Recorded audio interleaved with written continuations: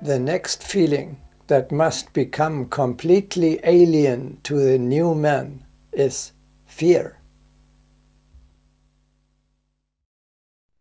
What is so bad about fear? Isn't it a perfectly natural impulse to protect myself? Isn't every human being afraid of something? No, protection is good, but fear is a bad advisor.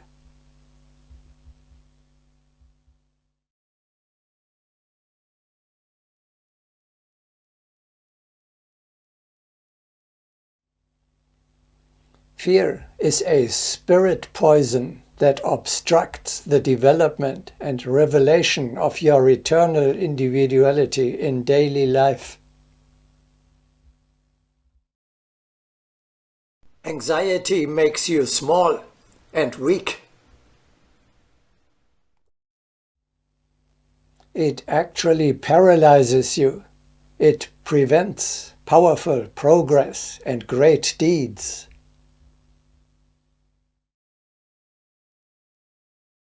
The manifestation of fear is a barrier against each undertaking.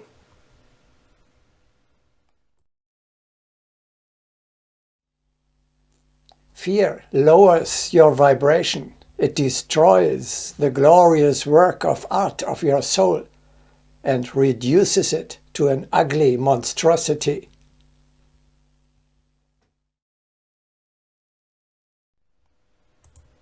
Whoever is unable to comply with the conditions of the teaching of knowledge dwells in fear. One has to see the aura of fear in order to understand how absurd this feeling is. Such an aura is not only agitated, but congeals as if frozen, and deprived of vibrations, it hangs like the yoke of a criminal.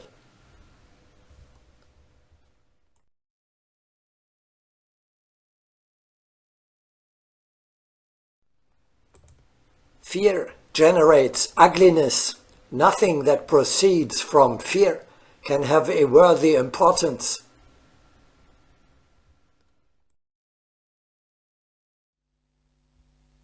Filled with anxiety, you cannot ascend to the heights, to higher levels of hierarchy.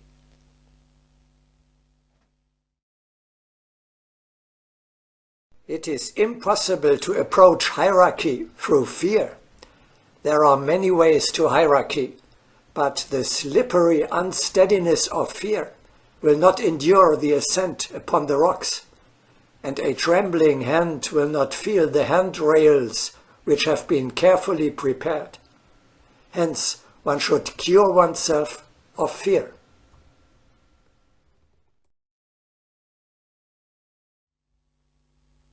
Fear distances you from the higher powers.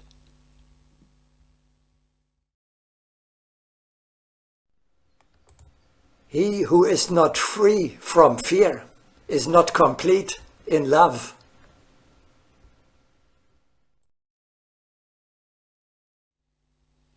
In this case, you have fallen into the clutches of the Black Lodge.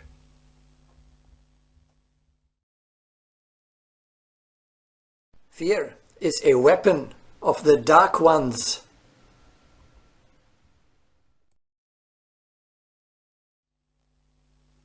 Therefore, a disciple of the Brotherhood is tested above all for fearlessness.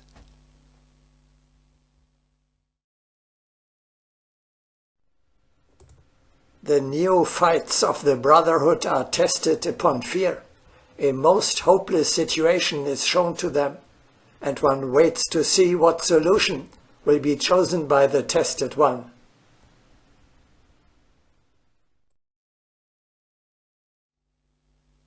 Anxiety has an attraction of its own.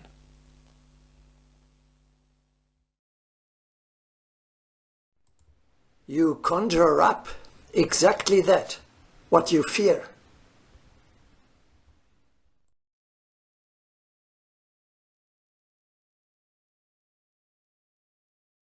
Fear and terror form a peculiar magnet. One may surmise what is attracted by such a dark magnet. Each instant man is evoking light or darkness.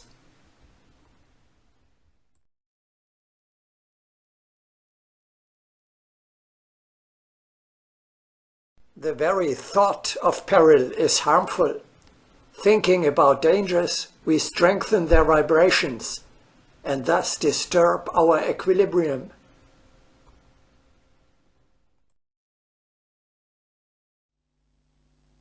When a predator senses that you are afraid, it attacks. If you fearlessly confront it, it will retreat.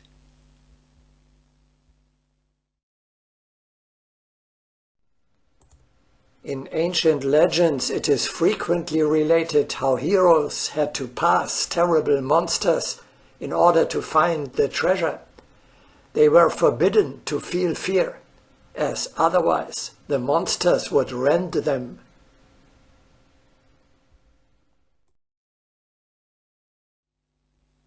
In the same way, the dark forces use this weakness to attack you.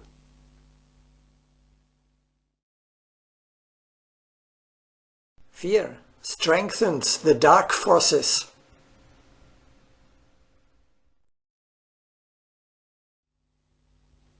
In order to allow you to continue to perfect yourself, you will be faced again and again with the very issue that frightens you.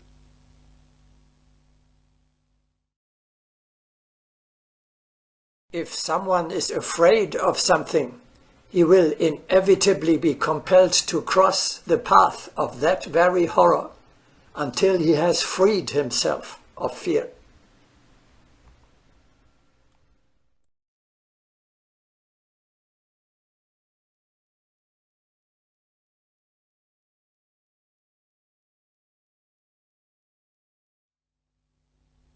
Dangers cannot be avoided. As a spiritual warrior, you have to get used to them.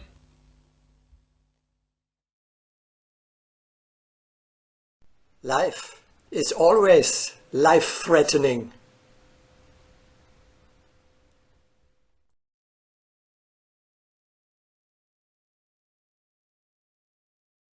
A yogi knows that earth dwellers live in constant danger. Since the danger is ever present, there is no point in fearing it.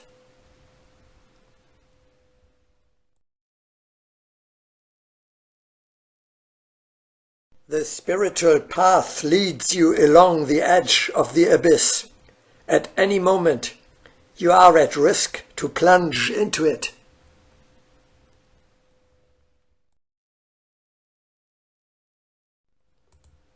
To pass through life and attain the goal means to pass along the edge of the abyss, means to pass through sorrow and tension.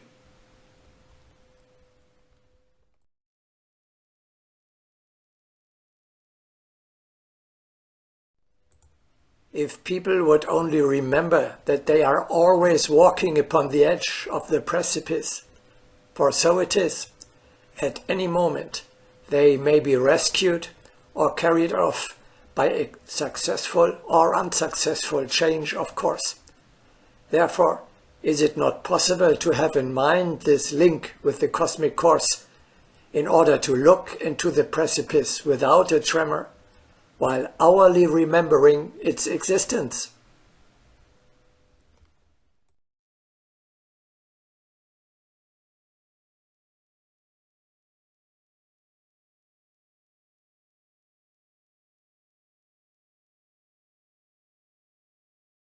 Isn't fear a necessary warning of danger? No. The appropriate behavior when danger threatens is not anxiety, but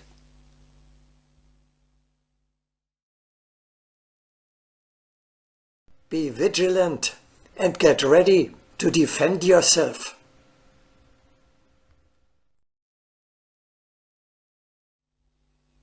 Fearlessness is not imprudence or even recklessness. Facing danger need not and must not lead to anxiety. Rather, you are putting on your spiritual armor, in which you will be victorious.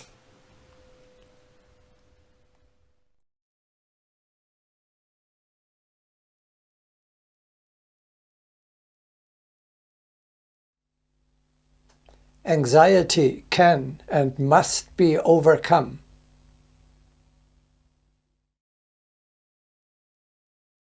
On the path to the fiery world, one must eradicate fear, for its products are destructive.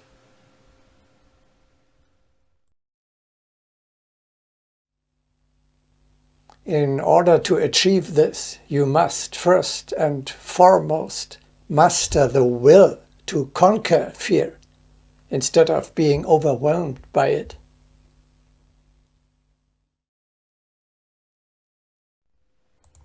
Fear weakens the will, and thus renders one defenseless. The courageous researcher knows that the human essence is indestructible, and that the strongest spasm of vibrations originating from an inharmonious approximation can be overcome by the will. No one can be protected from fear if he does not wish to overcome it himself.